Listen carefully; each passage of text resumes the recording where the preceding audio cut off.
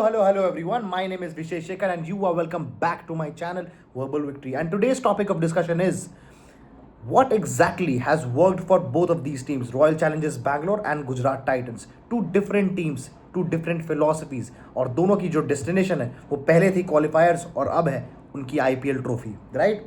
So without wasting any time let's get into the video and let's start with royal challengers Bangalore, right? इस बार पिछले साल के वो लोग चैंपियंस रह चुके हैं, इस बार वो लोग फर्स्ट टॉप पोजीशन पे क्वालिफाई किए हैं. So let's try to understand कि उनके लिए क्या उनके हित में काम कर रहा है, right? The first thing is उनकी एक सिंपल सी फिलॉसफी उन्होंने फॉलो की है which is under the coach Andy Flower, I think, right? Which the philosophy is no single hero. RCB की एक प्रॉब्लम बहुत पहले से बहुत सालों से चलती आई है, जहाँ पे एक प्रॉब्लम उनकी क्या थी कि उनके पास एक विराट कोहली थे, इवन दो उनके पास और भी नाम थे जैसे KL राहुल, जैसे कि शेन वॉटसन, जैसे कि Chris Gayle, AB de Villiers. Of course Chris Gayle AB de Villiers की बात फिर भी होती थी, बट फिर भी विराट कोहली जो है वो ओवरशाइन कर जाते थे सबको. और ओवरशाइन से मेरा मतलब ऐसा नहीं कि वो विराट कोहली चाहते थे करना, बट समहाउ उन सारा जो एक्सपेक्टेशंस था, सारे प्रेशर जो था वो विराट कोहली को ही सोक करना पड़ता था. इनफैक्ट अगर आप 2016 का उनका सीजन देखेंगे आपको ये समझ में आएगा वो पूरा सीजन विराट कोहली ने ओन कर दिया. उन्होंने खुद ही अपने दम पर, लोग कहते हैं कि जब तक क्रिकेट पूरा एक टीम स्पोर्ट है, लेकिन 2016 का अगर आप सीजन देखेंगे विराट कोहली ने अपने दम पर रॉयल चैलेंजर्स बैंगलोर को फाइनल्स तक पहुंचा दिया था, राइट? सो इस साल और पिछले साल भी जो अलग है वो ये है कि now RCB does not follow that theory. Now RCB has a simple सा theory which is no single hero. इसीलिए आपको अब मेरा जो पहला पॉइंट है वो अब सेंस बनाएगा. और मेरा पहला पॉइंट है आरसीबी के टोटल अभी मैन ऑफ द मैच में टोटल 7 अलग अलग man of the match winners रह चुके हैं. इसका मतलब ये दर्शाता है कि हर मैच अलग अलग मैच में कोई ना कोई कंट्रीब्यूट कर रहा है आरसीबी की तरफ से. चाहे वो कृणाल पांड्या हो, आई थिंक वो MI का मैच था जहाँ पे उन्होंने कंट्रीब्यूट किया था, चाहे वो टिम डेविड हो, चाहे वो देवदत्त पडिक्कल हो, चाहे वो ऑफकोर्स विराट कोहली हो, चाहे वो रजत पाटीदार हो, चाहे वो भुवनेश्वर कुमार हो. सो दैट स्पीक्स कि उनकी टीम स्पिरिट कितनी हाई है कि हर बंदा अपना हाथ ऊपर रख रहा है जब भी कोई टफ सिचुएशन आ रहा है कि ठीक है मैं इस सिचुएशन से टीम को निकाल दूंगा, right? So that is my first point. Second point is the OG Bhuvneshwar Kumar. इस साल उन्होंने लिया है 24 wicket. Of course orange cap purple cap जो है वो उनके पास ही है. 24 wicket at what 36 years.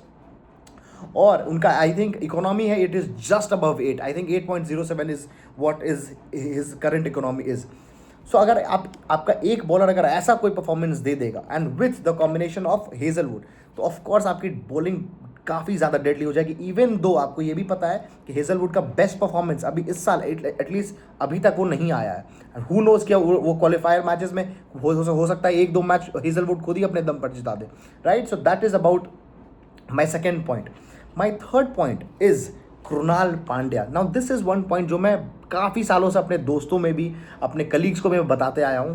Krunal Pandya as well as Hardik Pandya, these guys are such clutch players जिसका कोई अंदाज़ा नहीं है.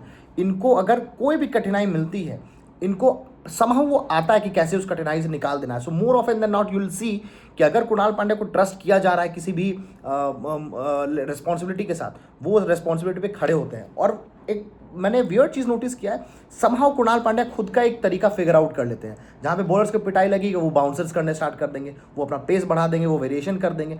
समहाउ वो कुछ ना कुछ करके खुद का परफॉर्मेंस बहुत अच्छा मेंटेन करके रखते हैं. ऐसे ही नहीं, उस बंदे ने 2 IPL ट्रॉफी ला कर दे दिया है, वो भी 2 अलग अलग टीम्स को. मुंबई इंडियंस 2017 में जब राइजिंग पुणे सुपर जायंट्स के खिलाफ खेल रही थी तो आई थिंक 79 रन्स पे उनके 7 विकेट्स थे. इट वॉज कृणाल पांड्या जिन्होंने आई थिंक 40-45 रन मार के 129 तक का एक डिसेंट टारगेट दिया था. ऑफकोर्स वो रोहित शर्मा ने फिर डिफेंड करवा लिया था, right?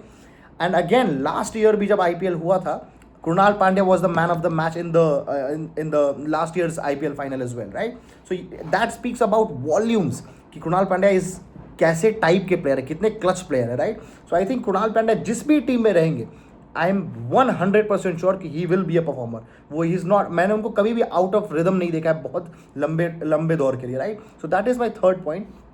Now the fourth point is the team environment. Now मैं क्यों स्पेसिफिकली मेंशन कर रहा हूँ, I will tell you. Because I have been a huge Chennai super kings fan, right? One of my friends, very very close friends, is a huge Mumbai Indians fan. तो मैं generally बहुत ज़्यादा study करता था Chennai super Kings को, Mumbai Indians को। और मैं आपको बता सकता हूँ, मैं 2011 या फिर 10 से आईपीएल देखना मैंने फॉलो करना बहुत रिगरसली स्टार्ट किया था, राइट। मैं आपको बता सकता हूँ उस टाइम पे चेन्नई सुपर किंग्स और मुंबई इंडियंस का एक अजीब सा बिलीफ था कि कुछ भी हो जाए इस टीम, ये टीम हारेगी ही नहीं। कोई ना कोई बंदा आएगा इनकी टीम में से, हाथ उठाएगा और वहाँ से वो मैच लेके निकाल के चले जाएगा। और ये इतनी बार हुआ जिसका कोई अंदाज़ा ही नहीं हमें, राइट। और अब वियर्डली मैंने ये पॉइंट निकाला क्यों था, I do not know how, honestly मुझे आंसर नहीं पता इस चीज़ का।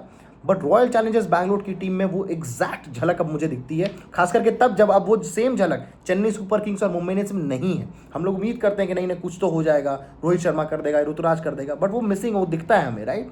बट जब प्लेयर्स मुंबई में जैसे किरोन पोलार्ड थे, चेन्नई में ड्वेन ब्रावो थे, बैटिंग भी कर ले रहे हैं, बॉलिंग भी कर ले रहे हैं ऑफकोर्स, तो ये लोग टीम को कहीं से भी निकाल कर दे देते थे, right. And I can see that exact environment in royal challengers Bangalore now, कि हर एक प्लेयर जो खेल रहा है वो ट्रॉफी उठाने के लिए ही खेल रहा है। And they are almost like कि दे ऑलमोस्ट बिलीव कि भाई ये ट्रॉफी हमारी ही है, तो वो झलकता है उनके परफॉर्मेंस में, राइट। और this was my fourth point about it. The fifth point of course is the run machine Virat Kohli. उन्होंने आई थिंक 557 रन मारे, ऑलमोस्ट 50 का एवरेज है। एंड ये बहुत अमेजिंग बात नहीं है, क्यों? क्योंकि इन्होंने लाइक पिछले 4 साल में इनका चारों साल 500 से के ऊपर रन से इन्होंने दिया है, जिसमें एक इनके पास ऑरेंज कैप है, एक में आई थिंक 600 रन से ऊपर है। तो ही इज़ ऑफकोर्स इनके लिए बहुत कॉमन बात है, but I think 557 run is too good for an IPL team. अगर आप किसी भी टीम को के ओपनर को 557 रन दोगे तो वो ओपन आर्म्स के साथ वो ले लेगा, राइट। सो आई थिंक ये 5 पॉइंट है मेनली जो इनके साथ काम किया है, right. Now let's come on to Gujarat titans. Gujarat titans के साथ क्या काम किया हुआ है, because unlike royal challengers Bangalore, Gujarat titans एक अलग फिलोसफी से काम करती है। बट जो भी फिलोसफी से वो काम करे, अगर उनको रिजल्ट्स दे रहा है तो ठीक है। और गुजरात टाइटंस सेकंड पे क्वालिफाई कर रही है, आई थिंक क्वालिफायर 1 भी इन्हीं दोनों में होने वाला है, right. So yes, let's talk about Gujarat titans now.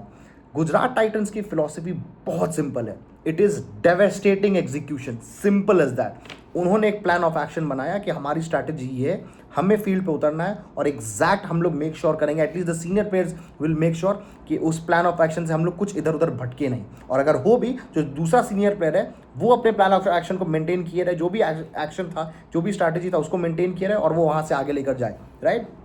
Which is why I think one thing about Gujarat Titans is their structure and the clarity. उनकी टीम में इमेंस अमाउंट ऑफ क्लैरिटी है। जैसे कि शुभमन गिल का बहुत क्लियर है कि भाई उनके टॉप 3 जो हैं, शुभमन गिल, साई सुदर्शन और जॉस बटलर, इन्हें रन मारना ही मारना, ये सबको पता है, राइट। और सब लोग ऑफकोर्स ऑन द कॉन्ट्रेरी लोग बोलेंगे कि जिस दिन इनका विकेट गिर गया तो एग्जैक्टली ये मेरा भी यही पॉइंट रहता है, बाकियों का भी यही पॉइंट रहता है। लेकिन आप ये सोचिए, यही कहते कहते उस बंदे ने 14 मैचेस में से आई थिंक 8 मैचेस जिता दिए अपनी टीम को, 16 पॉइंट्स के साथ क्वालिफाई भी करवा दिया, राइट। ऑफ कोर्स ये होगा एक थ्रेट जिस दिन ये तीनों विकेट्स गिर जाएंगे, क्योंकि तब उनका मिडिल ऑर्डर भी चेक होगा। बट अभी तक के लिए उनके लिए अच्छा काम किया है। तो इनके तीनों जो टॉप ओपनिंग बैट्समैन उन पे काफ़ी ज़्यादा दारोमदार रहता है जीटी के लिए। उसके बाद आते हैं बॉलिंग में, शुभमन गिल आई think this is a good move by Shubman Gill, जहाँ पे उनको चाहिए क्लैरिटी। उनका है कि भाई पहला पावर प्ले का 6 ओवर मुझे वो छूट देना ही नहीं है ऑपोजिशन को, जहाँ पे ऑपोजिशन 80 रन या 85 रन या 100 रन मार दे। 3 ओवर्स वो करवाते हैं, 3 रबाडा से, 3 मोहम्मद सिराज से, और वो अटैक करते हैं इन द फेस शुरुआत में ही, और कोशिश करते हैं कि शुरुआत में ही जो ऑपोजिशन की पावर प्ले में जो रन निकलते उसी को निचोड़ कर रख दे। So I think this is one thing that has worked for Gujarat Titans. Second I think is the performance of Sai Sudharsan and Shubman Gill. So I think people do not talk much about कि इनका पैर, जैसे हम लोग बात करते थे शिखर धवन और डेविड वार्नर के बारे में, विराट कोहली और एबी डिविलियर्स के बारे में, विराट कोहली और क्रिस गेल के बारे में, आई थिंक इन दोनों डो ने इतने खतरनाक परफॉर्मेंसेस दिए हैं through out the year, right. पिछले साल भी, उसके पहले भी, लेकिन आई थिंक ये बहुत अंडररेटेड रहे हैं अभी भी। वाई? बिकॉज इस साल Sai Sudharsan I think 638 run पे वो अभी हैं, right. Shubman Gill is at 616 run. Yes, इनके दोनों ओपनर का मिला के आई थिंक 1200-1300 रन है, but that does not stop here. अब मैं इनकी बॉलिंग के बारे में एक बात करना चाहता हूँ। तो अगर आप अभी जाके पर्पल कैप होल्डर्स चेक करेंगे तो टॉप 10 में इनके तीन बॉलर जो हैं पर्पल कैप के लिस्ट में हैं, विच इज़ रबाडा, और वही है मेरा थर्ड पॉइंट भी। रबाडा के पास भी एग्जैक्ट भुवनेश्वर कुमार जितने ही विकेट्स हैं, विच इज़ 24 विकेट्स। दूसरा है राशिद खान, दूसरा I do not think Rashid Khan दूसरे रैंकिंग में, बट टॉप 10 में इनके तीनों बॉलर्स हैं, तीनों front line bowlers. Rabada is at of course 24 wickets, neck to neck मिलाकर वो चल रहे हैं, शोल्डर टू शोल्डर मिलाकर वो चल रहे हैं विथ भुवनेश्वर कुमार। राशिद खान भी उस लिस्ट में है और एंड मोहम्मद सिराज भी उस लिस्ट में है, राइट। सो अब आप ये सोचिए, और एक और बात, टॉप 5 में या फिर आई थिंक टॉप 10 में बैट्समैन में ऑरेंज कैप की लिस्ट में भी साई सुदर्शन और शुभमन गिल दोनों हैं। Can you imagine, orange cap के लिस्ट में भी मेरे दोनों ओपनर्स हैं, पर्पल कैप के लिस्ट में भी मेरे तीनों बॉलर्स हैं। तो कैन यू इमेजिन कि मेरे 5 ऐसे प्लेयर्स हैं जो लगातार परफॉर्म किए जा रहे हैं through out the entire IPL season. तो ऑफकोर्स वो टीम जो है वो कंपेरेटिवली आगे जाएगी ही जाएगी, right. So yes, that was my third point. Now आते हैं एक और इंटरेस्टिंग पॉइंट पे, which is my fourth point, which is the dot balls percentage, not percentage, in fact in exact terms में बात करूँगा। एक खतरनाक मैं आपको स्टार्ट देता हूँ। इस साल हाईएस्ट डॉट बॉल्स में जो टॉप 2 हैं वो दोनों गुजरात टाइटन से ही हैं, एंड इंटरेस्टिंगली फर्स्ट पे है मोहम्मद सिराज। इस साल अभी तक उन्होंने 14 मैच में 148 डॉट बॉल्स डिलीवर किए हैं। सेकंड पे आते हैं कगिसो रबाडा, उन्होंने 147, सिर्फ एक कम डॉट बॉल मोहम्मद सिराज से दिया है। And of course like I said, Mohammed Siraj is the first one, the Kagiso Rabada is the second one. Now let that sink in तीनों ने मिला के ऑलमोस्ट 300 बॉल्स डॉट दिए हैं। इसीलिए जब आप डॉट बॉल देखेंगे आप लिस्ट आपको दिखेगा, अच्छा फर्स्ट पे मोहम्मद सिराज है, सेकंड पे कगिसो रबाडा है। और इससे हो क्या रहा है, बिकॉज आपको ये भी पता है कि ये दोनों बॉलर्स अपने 3 ओवर निकालते हैं पावर प्ले में। तो ये डॉट बॉल्स जो हैं वो जनरली निकलते हैं पावर प्ले के ओवर से। तो imagine the kind of pressure ये दोनों बॉलर्स मिलकर शुरुआत में ही क्रिएट कर दे रहे हैं ऑपोजिशन के बैट्समैन में, वो भी पावर प्ले के ओवर्स में, जहाँ पे वो लोग चाहते हैं रन्स निकालना, और वहीं पे ये इनको और दबोच के निचोड़ देते हैं पूरा, right. So I think that is the fourth point. Now एक और बात करते हैं, fifth point is Shubman Gill का अगर आप स्ट्राइक रेट देखेंगे, स्ट्राइक रेट प्रोग्रेशन देखेंगे पिछले 3 सालों में, तो ही हैज़ इम्प्रूव्ड। अगेन ये सब बहुत ऐसे स्टैटिस्टिक्स हैं जिसे बहुत लोगों का ध्यान नहीं जाता, बट ये सारे बहुत सारी चीज़ें जो हैं, जब आप डिटेल में जानेंगे तो आपको समझ में आएगा कि इससे इम्पैक्ट पड़ता है। वाई? बिकॉज 2024 में इनका स्ट्राइक रेट था 131 का, राइट। 2024 से जब ये 25 में गए तो इनका स्ट्राइक रेट हुआ 143 का, 12 का इनका स्ट्राइक रेट इंक्रीज हुआ। नाउ 2026 में इनका 143 से बढ़कर हो गया 161 का, ऑलमोस्ट आई थिंक 18 इन्होंने स्ट्राइक रेट और बढ़ाया है, राइट। चाहे वो कोई भी कारण हो, चाहे वो इंडियन टीम से उनको निकाला गया है, वो कारण क्या है, वो एक एंगर उनके अंदर छुपा हो, कुछ भी हो, but this is working for him immensely.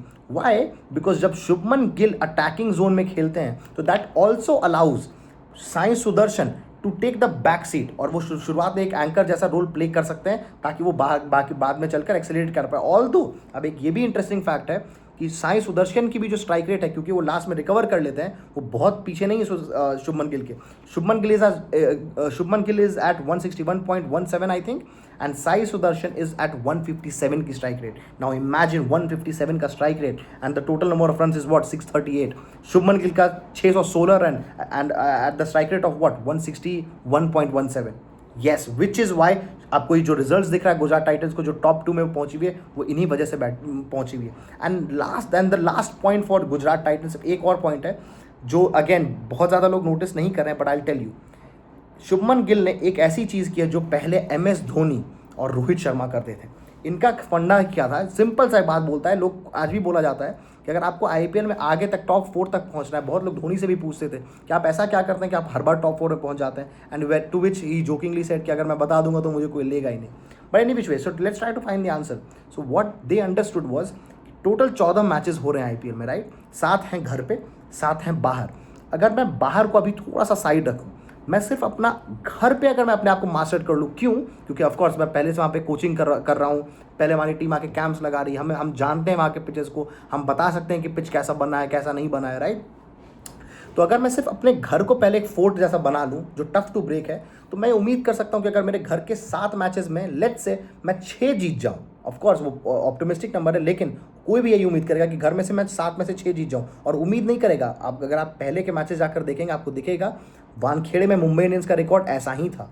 Chennai में चेपॉक में लोग चेन्नई को नहीं हरा सकते थे, इसीलिए उसको अनबुडन या फिर एक फोर्ट भी बोलते थे कि चेन्नई का फोर्ट ब्रेक करना बहुत मुश्किल था। इसको शुरू किया था I think 1-2 bar, I think Mumbai Indians ने ब्रेक करा भी था, right.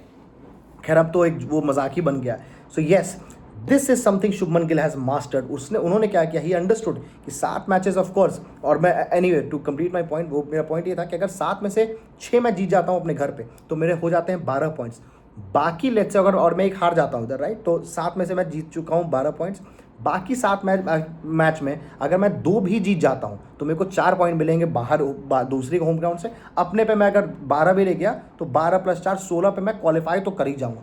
Generally this is the thing that great captains use to think around, right. और इसीलिए आपको ये रोहित शर्मा और MS धोनी की ग्रेटनेस दिखती है कि वो क्यों 5-5 IPL ट्रॉफीज लेकर बैठे हैं, क्योंकि वो बाहर का बाद में पहले अपने होम ग्राउंड को कोशिश करते थे कि इसको एक किला बना लो जिसको लोग तोड़ ही नहीं पाए, right. Shubman Gill has done exactly that. उनको बहुत अच्छे से पता है, भली बात ही पता है कि अहमदाबाद का पिच कैसे रिएक्ट करता है, राइट. इसीलिए मैं ये बात बोलता भी हूँ कि कोई भी टीम जो गुजरात टाइटन से खेलेगी अहमदाबाद में, उनके लिए वो बहुत स्कैरी है, बहुत बहुत बहुत स्कैरी है. क्यों?